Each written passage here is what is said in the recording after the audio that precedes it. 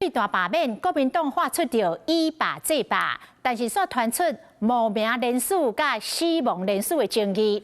政治工作者周显讲，伊收到一个网友的简讯，讲伊的丈人明明就伫咧安养院，却出现伫咧罢免黄捷的名册。立委黄捷痛骂讲，国民党高雄市党部涉嫌伪造文书。主委郭志温书面来回应讲，因无介入罢免的运作。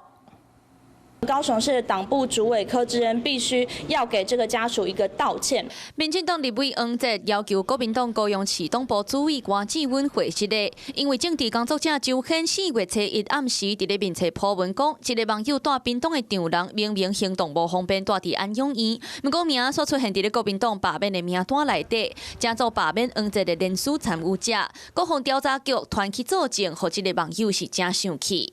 针对周显的铺文，黄捷骂讲。 国民党是组织犯罪，你们是不是非法提供国民党的党员名册来交给罢免团体进行非法的联署？不仅是伪造文书，而且涉及泄露个资。民进党的高雄市议员嘛，化为爱检调查清楚。检调就应该要立即追查送件的团体是谁，是由谁负责抄名册的。大罢免的风波，国民党以罢制罢，高雄红野出有幽灵人士的名单。党部主委郭志温抛出声明表示，党部甲国民党的服务处拢配合党中央的政策，协助公民团体代收人数的表单。党部无介入罢免的运作，这个事件嘛交予司法调查，爱立即停止无意义的催暖。